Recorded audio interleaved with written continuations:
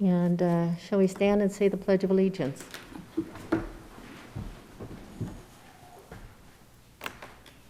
I pledge allegiance to the flag of the United States of America and to the republic for which it stands, one nation, under God, indivisible, with liberty and justice for all. Thank you. Roll call. Chairperson Erickson, Here. Commissioner Bory, Here. Commissioner Gertzner. Here. You have quorum. Okay, thank you. And thank you to all of the agencies that are here tonight. And thank you for submitting your proposals and working with our community. We will have, do we have a motion for the approval of the agenda? I make a motion that we approve the agenda. You I have second. Okay. Roll. Okay. Commissioner Bory, Here, or yes. Commissioner Gerstner, Aye. Chairperson Erickson. Yes. And do we have a consideration of approval of the regular meeting minutes for May 28th, 2020? Do we have a motion and a second? I motion approval of the minutes of May 28th, 2020. Okay. And I'll second that. Okay, roll. Commissioner Gertzner, Aye. Commissioner Bory, Yes. Chairperson Erickson. Yes. Okay. And I don't believe we have any public hearings or old business. For new business, we have, The resignation of Shar. okay. So if the board would approve her resignation, then in October, the city council will be receiving applications, interviewing, and appointing new members to all the boards and commissions for the city. Okay. And, So we just need a motion and a second on the approval of her letter of resignation. okay, do we have a motion? I motion to approve the resignation.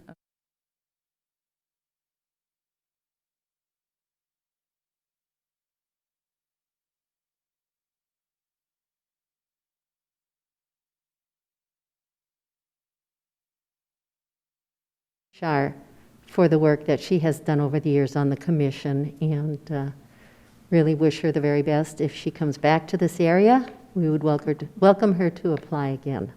So, thank you.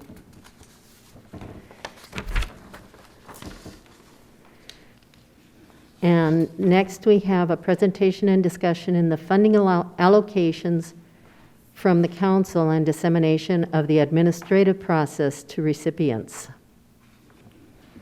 Actually, there's one more before that. Or unless Jennifer. So The di- appointment process? Discussion of commission appointment process. Okay. So I briefly covered that, but normally, when someone resigns, the board can appoint someone for that interim timeframe for the remaining time of that 3-year service. But since we are so close to receiving applications, we figured we would do all the boards and commissions at one time. Okay. Thank you. And we will have there are additional openings coming up this fall too, so I would encourage anyone in the community that has an interest in the health and well-being of our community members to apply. And I believe that's in October or this fall. This fall, so applications are received through August, September. People are applying online right now, and then we will pull all the applicants, and then council will interview them at a work session and appoint maybe 3 or 4 boards on a Tuesday night, and then the following 2 weeks later, we'll interview the remainder of the boards and commissions on a Monday night work session, and then on a Tuesday night, appoint those members. Okay. I have a question. Jennifer, where do people go for that application? Is it the website, the city website, or? It is. The application is all online. We do not receive applications in paper anymore, so it's all online. And that way staff is notified, and the liaison for each board and commission then starts pulling the information. Okay, thank you. Sure.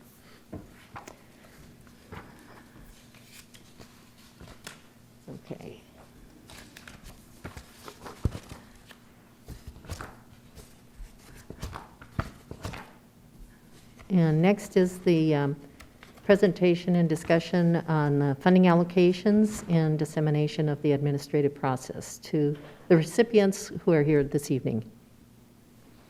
And that is Larry. So Larry Kurtz, I'm the Director of Development Services, your former staff liaison for one meeting. As you know, that Heather Patel went over to the county. We stepped in, kind of finished the process with this board and the council, and then it's back in the clerk's office. So again, thank you all for the transition between the clerk to Heather, to me, back to the city clerk's office. And I know you're in better hands than with me, so. I just kind of wanted to go through a couple of things I understand from Jennifer. All but maybe one of the nonprofits have signed their contract for next year. They've been approved by the Correct. council. Yes. Okay.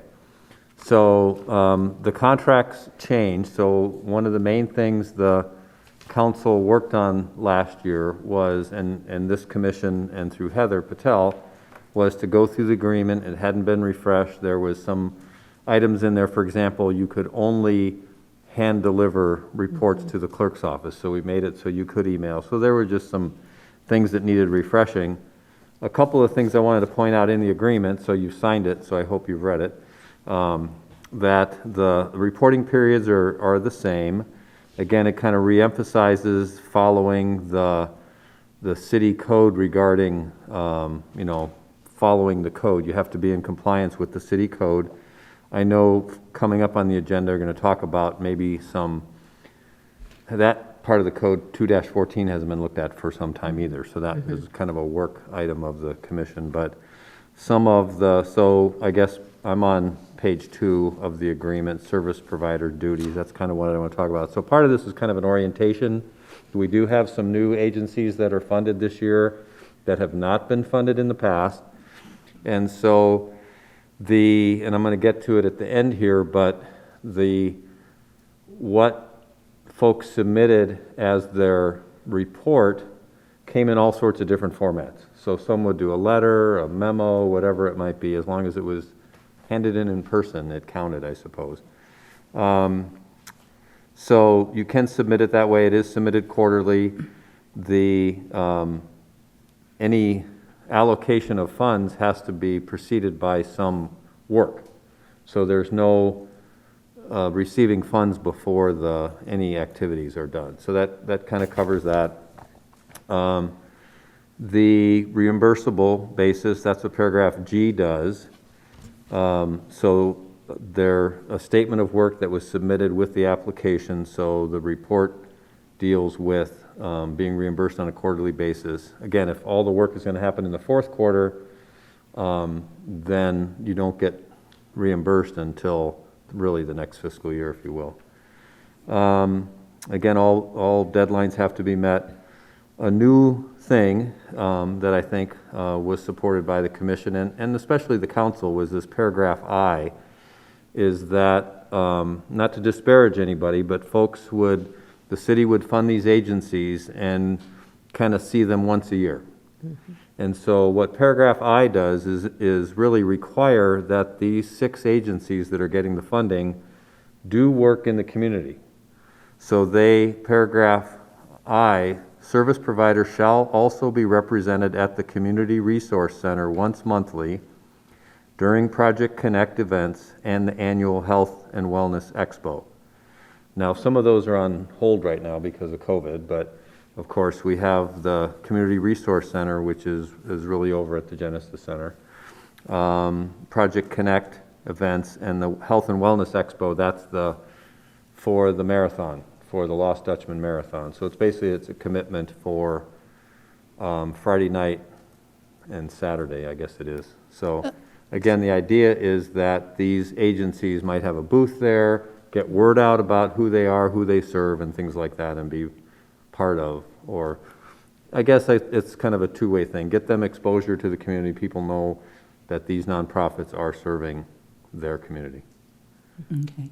I didn't know, Larry, if you meant that was setup, helping to do setup and those type of things, or just having the booth there, having a booth. Yes, sure, they're welcome to come and set up and mop the floors afterward. It's really just to have a presence and let the community know that, your nonprofit exists in this community, and it gives them exposure and allows them to reach audience, again, some of which are their clientele anyway. And also, I believe that, the purpose of this also helped to have each of the agencies that are participating in the funding process to really start working together a little bit more. I know that some of you already do, but you will be present at these various activities, and it gives you an opportunity to get to know one another as well. So Yeah, I think collaboration, was also, it you're will right, promote that, behind that, yeah. hopefully.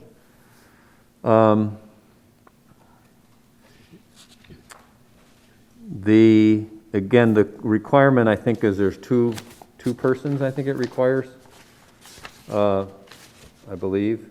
Did it? Yes. Have two people sign the contract, I think, I don't, but essentially it says that the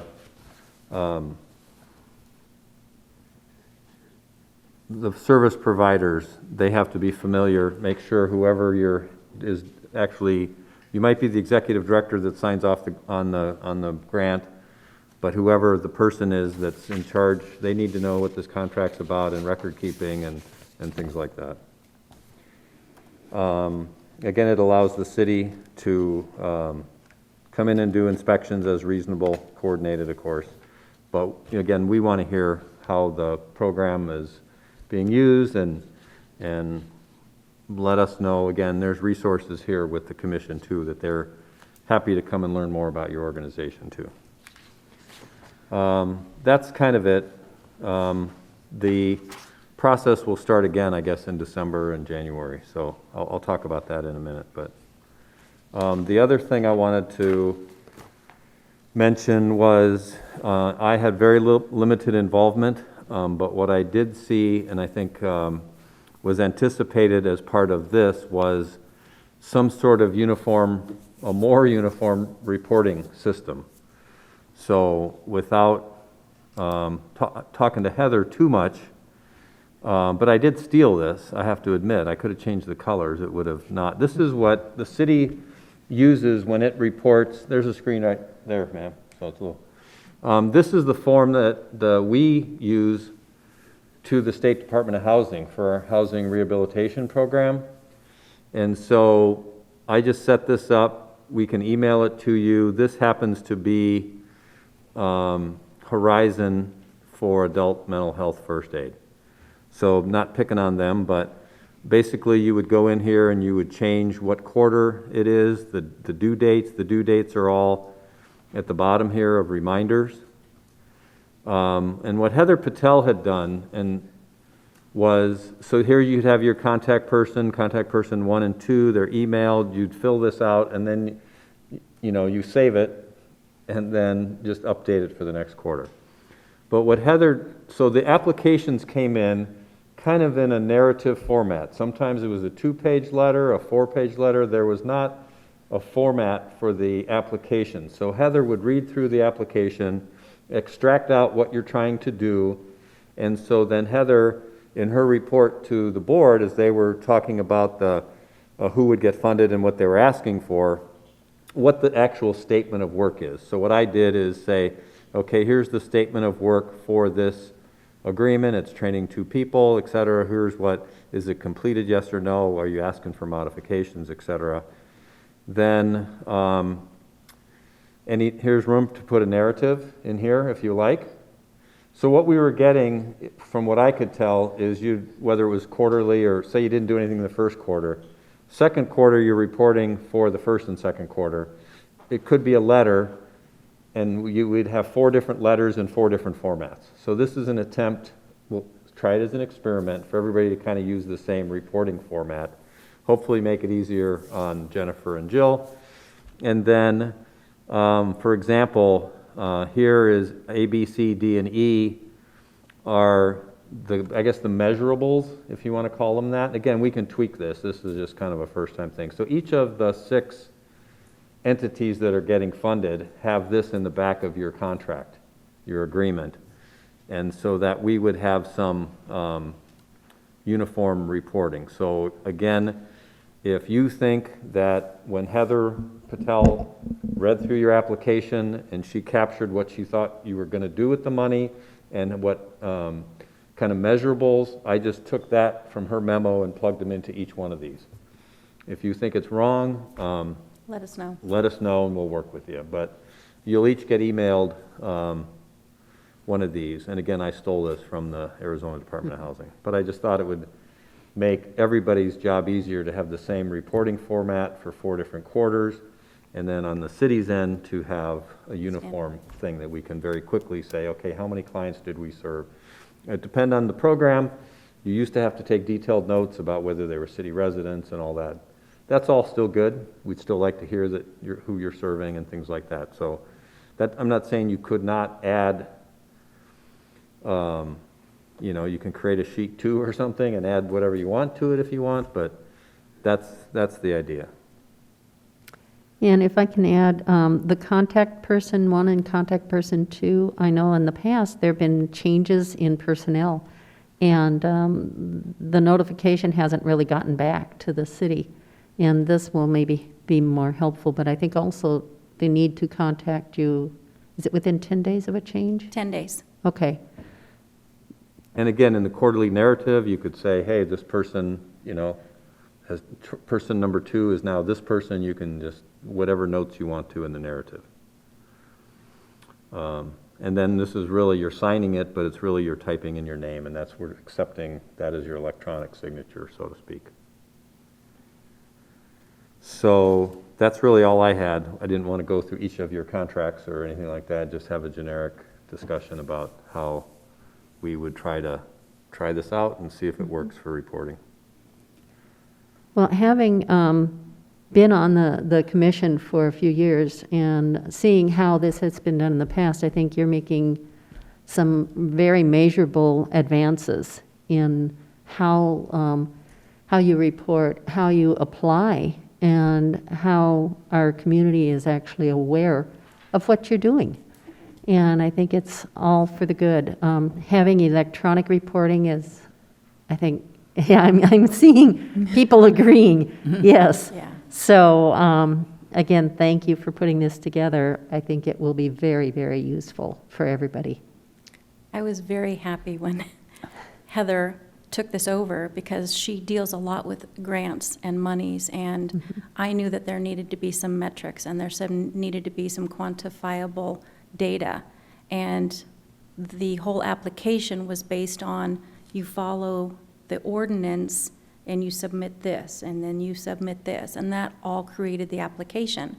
But there wasn't a standardized application, which Larry will address later, and then the reporting requirements. So I am thrilled that she did this. It'll make things much more standardized and much more easier for us to read and go through and process applications much quicker. Well, and also, I think that the data that you're providing to the city will be very beneficial as we report what are some of the outcomes of the work within our city and the funds that the city has given to you.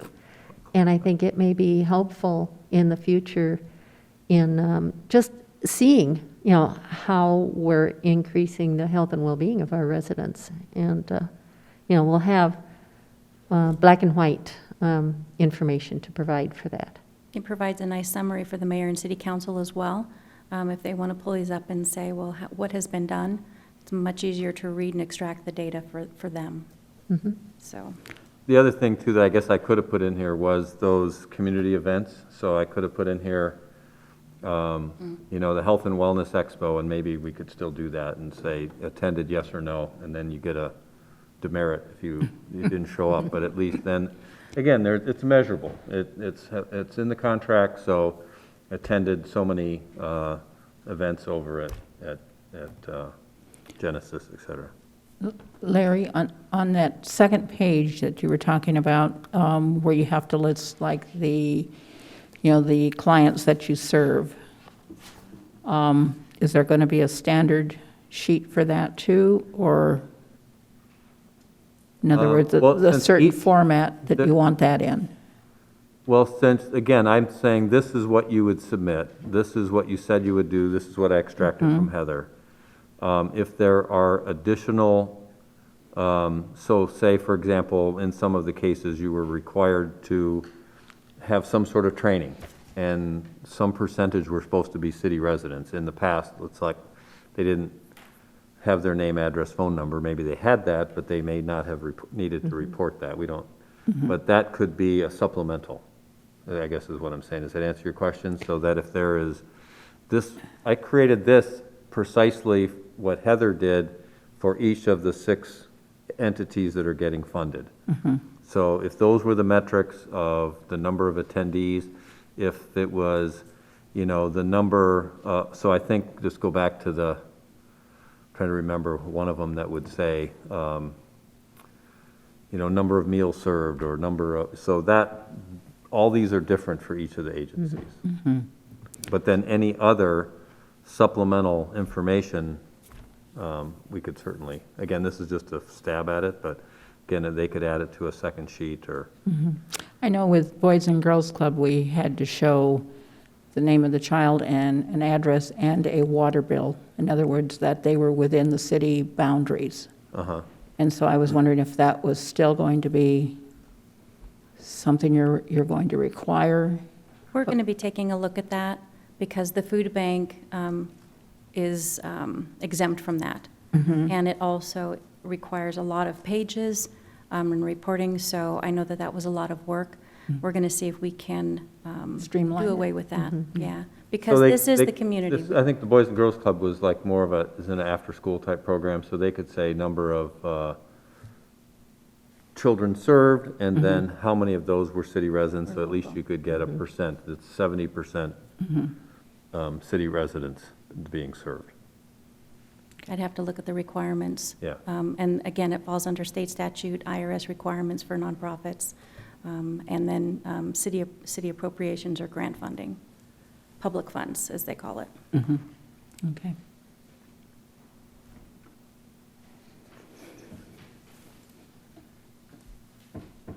So that's all I had, Madam Chair. Okay, okay. And I don't know if any of the agencies have questions or comments, or if we have a time for that. Well, we don't set up for a public hearing tonight, Okay, so they so- technically can't do that, but they can certainly contact me or Jennifer if they have questions. Okay. Well, thank you, thank you. Who Okay. did not sign their contract? Next on the agenda is a presentation and discussion on possible changes to Article 211 and 214, which talks about the makeup and the duties of the Health and Human Services Commission. I'll make this quick. So Chapter 2, 11-2 is memberships and terms, officers and duties. There's not much there that we need to go through or change. What we are looking at is Article 2-14, which is the request for nonprofit funding. All of the information that they have been required to supply under Ordinance 659. What we are looking to do is work with council and just basically make this a reporting requirement as defined by Arizona Revised Statute Title 35, Title 10, and then also the IRS regulations for nonprofits. There is something in there under the IRS code that deals with how much money they receive from the state, which would be grants. And if you receive more than $250,000, then you do an audited report. If you have less than $250,000 of state funding, which is usually grants, then there's a reporting requirement. Instead of doing an audited report, I think that they can follow the best practices for auditing and accounting and submit that, because that has always been the problem for like Genesis and Right. our smaller organizations that could really benefit from this. But the requirement of a full audited report, I think, was just an overall net to cover everything, and for staff not to have to go through every report and say, well, let me see, did they, their financials, or did they go over 250,000 or under 250,000? So I think if we streamline that to be more of following the guidelines for reporting, we can get rid of quite a bit of the stuff under Ordinance 659. Okay, and I know that has been a hindrance in the past, as That you has- said, with that- the smaller nonprofits. That has in been the particular. issue. So, again, another change that I think will benefit the Health and Human Service Commission and the agencies that are applying for funding through our. Because through we our have commission. several, and several of them are so small that requirement for an audited report was just the killer of the whole funding application. Okay, okay. And that's all I have on that. Okay, well, thank you. And do we have any anticipated time frame that, probably for next year's submissions, we hope to? it done Probably in by about 2 months. Okay, okay. Get beyond the voting. Okay, do we have any information and reports at this time? The director's report? Yeah, well, the first thing I was going to say is when you do this agenda next time, rather than director's report, you can call it staff liaison or whatever you want to call it. So unless Jennifer likes that title, but again, I had a couple of quick items. Number one, again, thank you for the transition and helping us out here.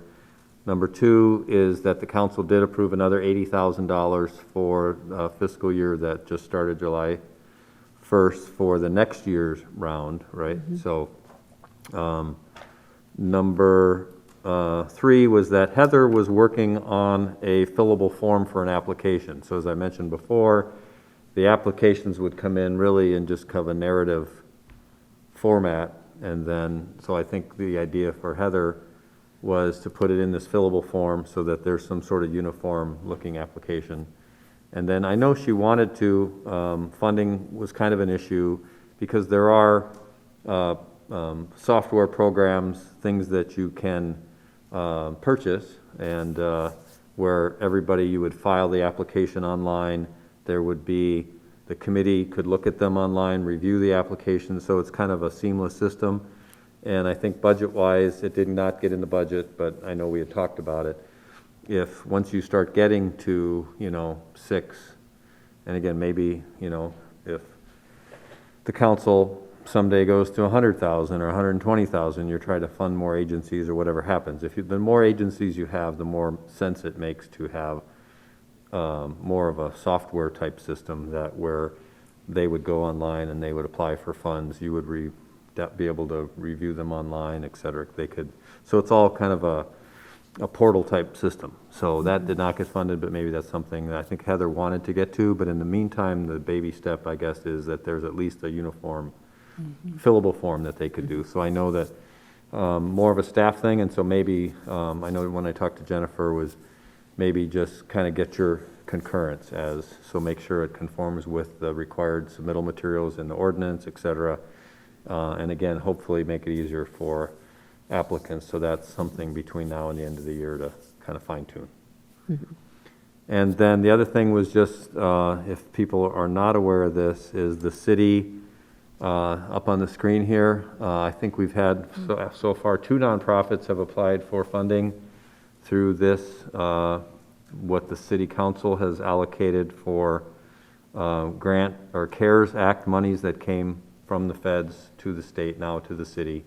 Council has allocated a portion of those for small business and nonprofit entities. So it's on the city website. If you haven't heard about it, I just wanted to FYI.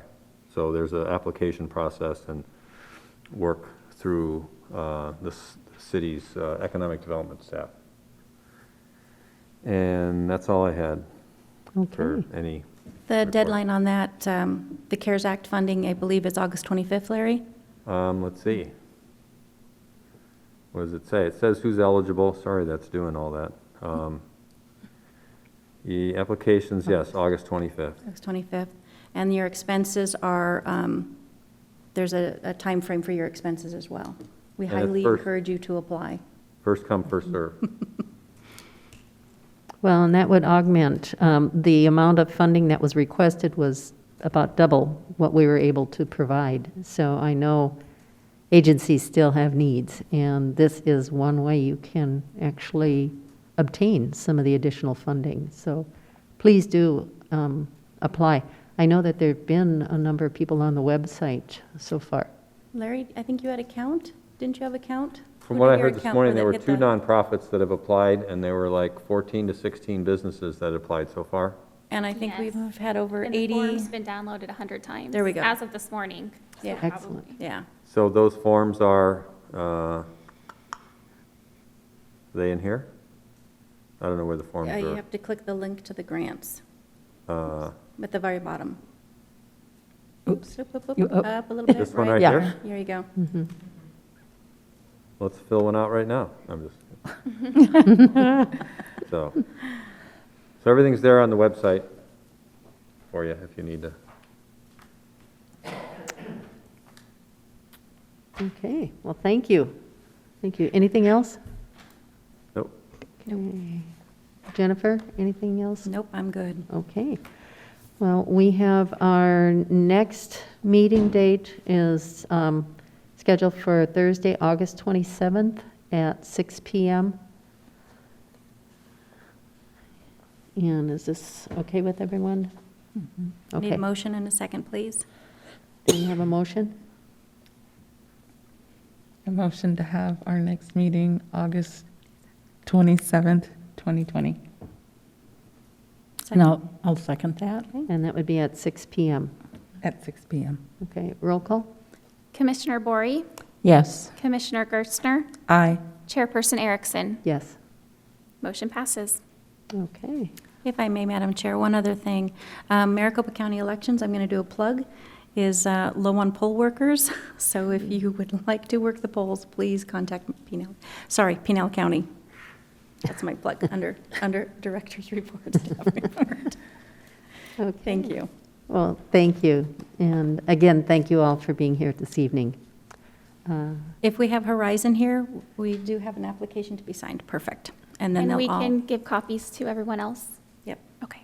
that's it. Okay. And I adjourn this meeting. Thank you very much.